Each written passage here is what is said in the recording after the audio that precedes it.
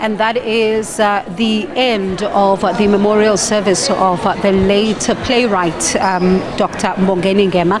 And there's been quite a lot that has been said about him, and different speakers talking about his contribution to the creative arts. And you listen to former President Jacob Zuma, for example, who talks about losing a son, who says that for him this was a man who was like a son.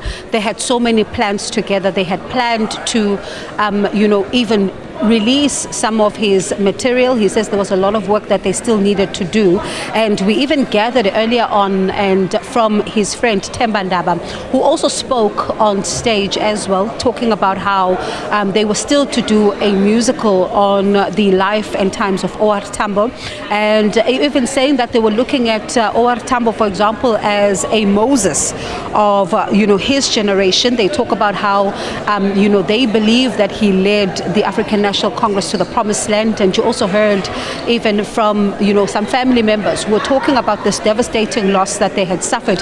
But in the audience there was also Ambassador S'bu Ndebele, who joins us live now to talk about the day and also just the loss that is that has now hit the creative arts and what it means going forward. Thank you so much, Ambassador, for your time.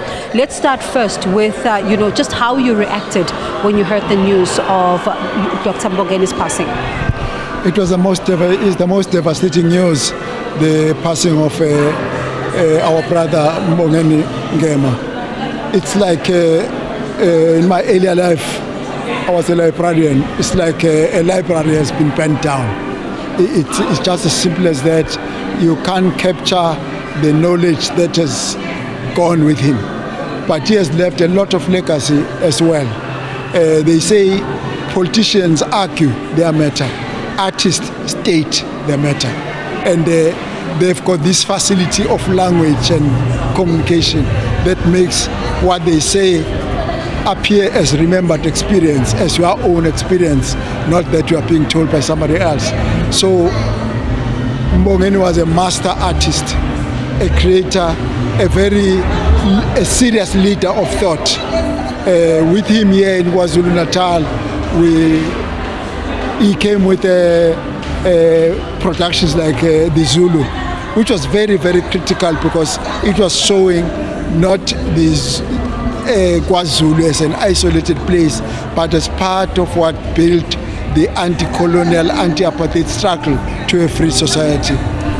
And let's talk about, one of the things that he also spoke about a lot through his work, and that is protest against what was happening at the time, and the significance of that particular, kind of arts, because it speaks to the challenges of the day.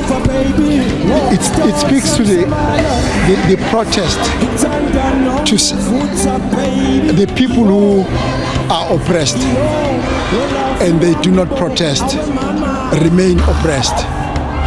But it's only when the people who are oppressed speak in their own language, and Mbongeni Ngema supplied them with the language, with the wherewithal to express themselves, and in that they gain their pride. They gain the pride and the strength and courage to claim their place in the sun. And former President Mandela loved him very much.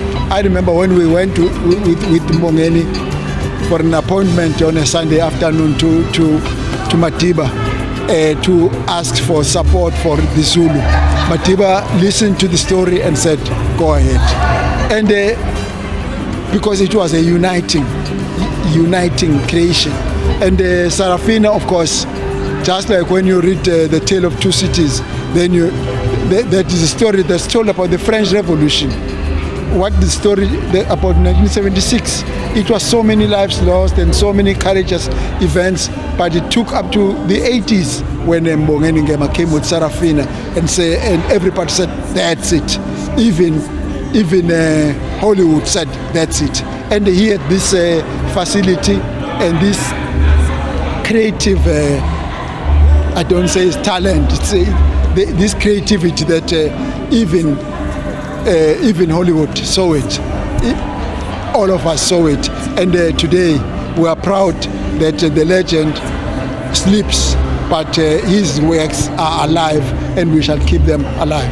Ambassador, let me thank you. I know I stopped you while you were on your way out, but thank you so much for speaking to us.